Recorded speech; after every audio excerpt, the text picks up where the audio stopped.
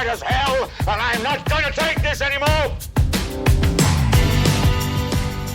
So my daughter Hannah and I came to the city to run some errands and do some shopping, and she said, can I see your new office? I said, of course. So we stopped by. She got a look at the place, just like, can we do a show? I said, we just did a show with your brother. She's like, yeah, but that's him. I want to do a show. So I pushed record, and here's what happened when I talked to my 14-year-old daughter Hannah for about 20 minutes. What else can I say? Enjoy the hilarity.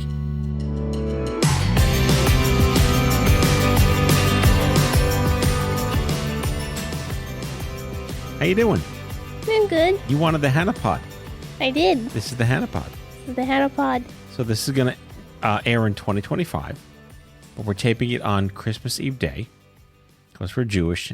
We don't celebrate Christmas. Mm-hmm. But we are going to Chinese food tomorrow night.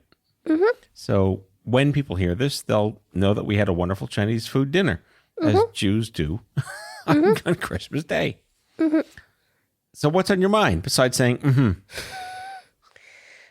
It was snowing earlier in Brooklyn, but then we got into the city, it turned all into slush because it got warmer. We thought we'd have a white Christmas, and then it got a slushy Christmas. Mm. We had a white Christmas Eve day. Mm-hmm. I was showing my friends photos of the snow, and I think it was the first, we were hoping it was the first white Christmas we've had since Bill Clinton was president in the 90s. I miss winter. You miss winter? Yeah. You ever had winter? Maybe a couple of years ago. When we went skiing, you saw winter. That was fake snow. Yeah, but it was still winter-ish, right? Yeah. Where did you see cold. like the most snow? It was very cold. Well, snow happens when it's cold, you know. That's called weather. Mm-hmm. But you knew that. Mm-hmm. You're my little meteorologist, aren't you? So are you going to talk? So much quieter without Kobe. This time around, it's very quiet without Kobe. Oh, he wasn't very loud last time. No, he was kind of like unsettled because, I don't know, he wasn't fully him on that show. Mm-hmm. I'll have to get him here again to annoy you. Mm-hmm. How many times does he tell you he's 40 seconds older than you? I don't know. Whenever he needs to. That's the right answer. So how you feeling right now? You're okay? Yeah. You're being kind of quiet. I work better when you ask me a question. Oh, you don't want to ask me a question? I know everything about you. Oh, do you know? Ask me a question that you think you don't know the answer to. What's your favorite polygon? That's the best Hannah question ever. Triangle. No, I'm sorry. Hexagon. Hexagons are the bestigons. They are. There's a CPG Gray video about that. Yeah. The bestigons? Mm-hmm. Well, because they're like universal. They like beehives. Yep. Or whatever they are. Beehives, beecornia. Yes. Honeycomb. Honeycomb. You found the word I couldn't remember. All right. Ask me another question you think you don't know the answer to. I think I don't know the answer to? Well, you said you know everything about me. I challenge you that you don't. So ask me a question that you think you know. Have you ever broken a bone besides your pinky? Oh, that's a great question. I have not. I broke only one bone in my body to date. Did it hurt?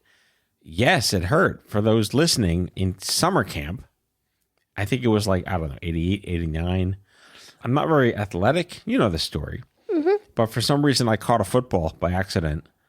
And then everyone was so happy I finally scored a goal in a sport for the first time ever. They tackled me. And in their celebratoriness, I jammed my pinky into the ground and it shattered nearly all the bones in it. And let's not forget, I'm a pianist. So not good when your pinky gets shattered. So it wasn't just broken. It was like, it all like turned into dust. And my pinky like flopped around like without bones in it. It was terrible. Uh-oh. You know that story, right? I did, yeah. Yeah. All right. Outside of that, no. Thankfully, I have not broken any other bones. I've been hurt before. Mm-hmm. But that's not bones, thankfully. I know the many stories of you injuring yourself or being injured by others. Yeah. I mean, Mommy would tell you incredible stories of how every year something weird happened to me. Has something ever weird happened to me? I don't know. I mean, you had like the rarest of rare diseases as a little girl, as a baby. You had this condition that Mommy found on her own. None of the doctors believed there was anything wrong with you.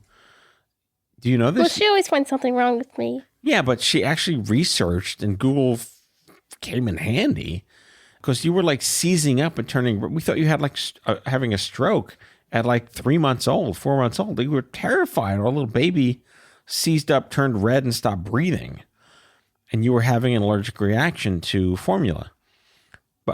But mommy found a solution. She found out what you actually had, and she wound up telling the doctors, damn it, this is what she has. You're going to treat her for this. And they finally listened. But what you had was something called Sandifer's syndrome. Very rare. We could look it up.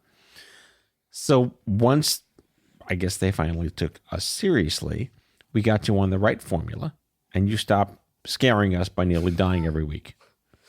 Do I still scare you by nearly dying every week? I don't think you're nearly dying at all. You get sniffles here and there. Mm-hmm. You have your inhaler and stuff, but, you're doing all right for a 14-year-old. I make sure to be extra cautious because I'm very, very happy I've never broken a bone or sprained a joint or got lymphoma. Lymphoma? Lymphoma. Yeah. Oh, God forbid you get lymphoma. That's the worst. That's why Mommy watches Dr. Pimple Popper. No, you mean lipoma. Yeah. Okay, there's a big difference between lymphoma and lipoma. Yeah, lipomas are those weird things that grow into your skin that she cuts out. Mm-hmm. Lymphoma is blood cancer, which we definitely don't want you to ever have. Nope. Yeah, exactly. But that's funny. It's not a confusable medical term. All right, what else? One more question that you think you know the answer to about me. Your favorite color is gray because that's the only color you see. I am red-green colorblind. I see colors. I just don't see all of them. So gray, a dark gray, like a charcoal slate gray is my favorite color. Yes. Like a dark seafoam green? No, seafoam green. I can't see greens. You just said turquoise, and seafoam green is turquoise. Oh, no, I said a dark gray. Oh. Like a charcoal gray. Mm-hmm. I like dark navy, too. Did you know that? No. Okay, now you know. The more you know. Exactly. So we're doing a mini-sode here, just for 10 minutes with you and me. You're going to hear this one day and be like, I'm glad I came in, or I can't believe I came in.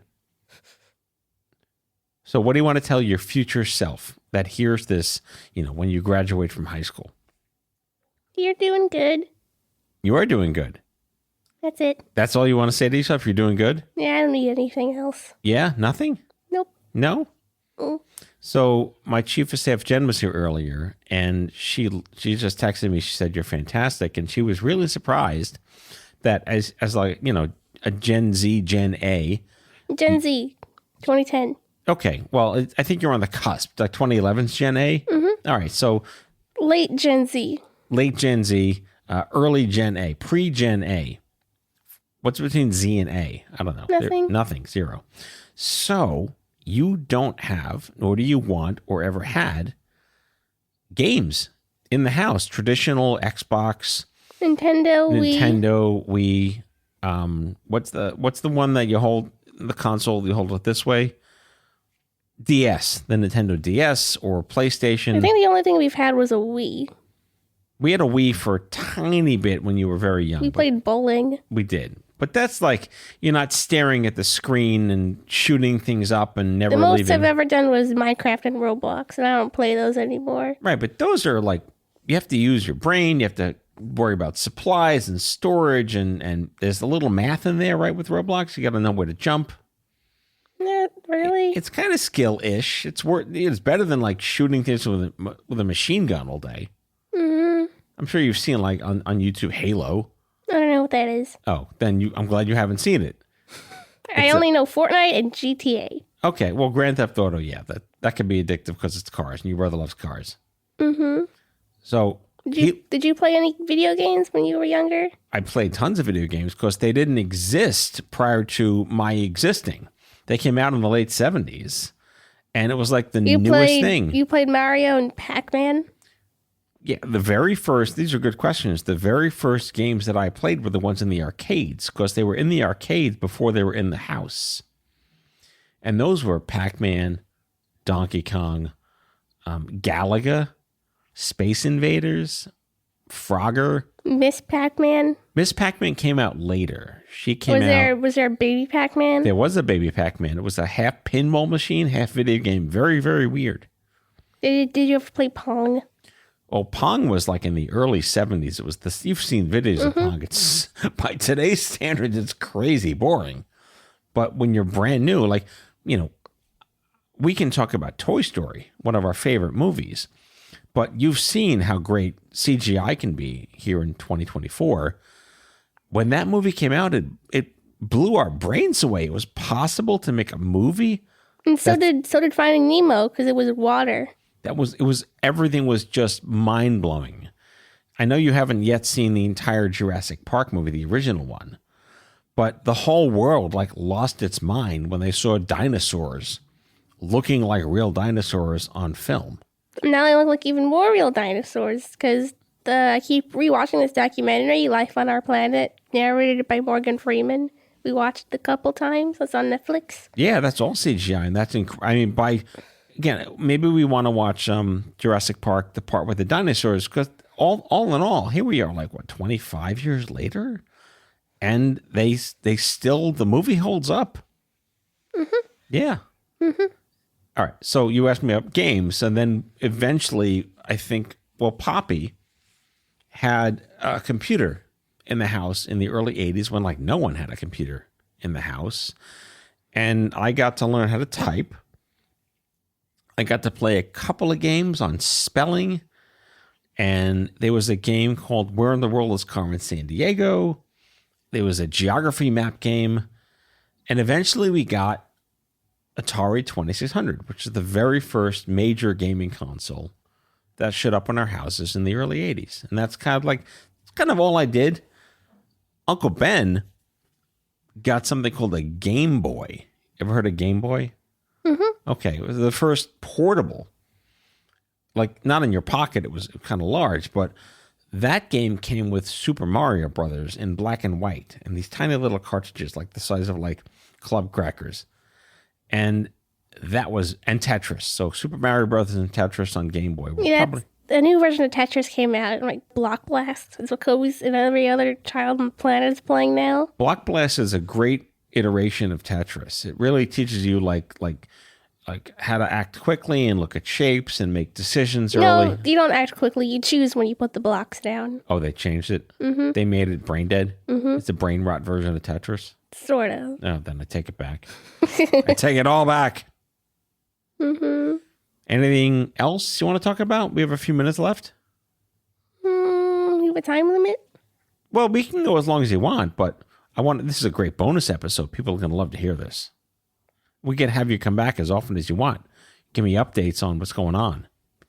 Don't forget, millions of people have watched you grow up. It's kind of weird. But, remember the Truman Show? I was just about to say that. It's the Truman Show. You and Kobe are the Truman Show. Of so many people love you. They just watched you grow up. They remember announcing that, your mother and I were pregnant. And, you were the star of the show. Whether you like it or not. But that's good.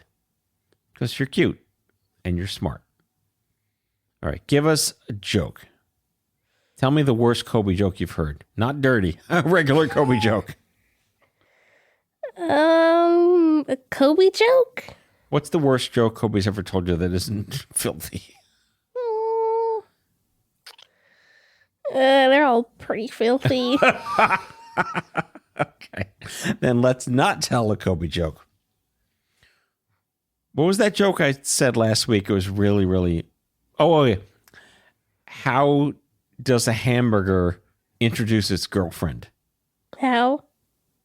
Meet Patty. She's shaking her head. Oh, it's a cringe moment for a dad guy. You proud of me? Well, not as much because I told that joke. All right, let's say goodbye. And we'll have you back for another HannahPod in a couple of weeks. Mm-hmm. So what do you want to tell the listeners? If I don't see you, good afternoon, good evening, and good night.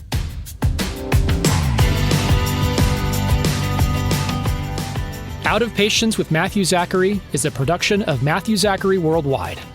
The executive producer is Matthew Zachary. It is mixed and edited by Kyle Moore. If you like the show, ratings and reviews are always welcome wherever you get your podcasts. If you have guest suggestions or would like to learn more about sponsorship opportunities, email podcast@matthewzachary.com. For more information about Matthew Zachary and Matthew Zachary Worldwide, visit matthewzachary.com.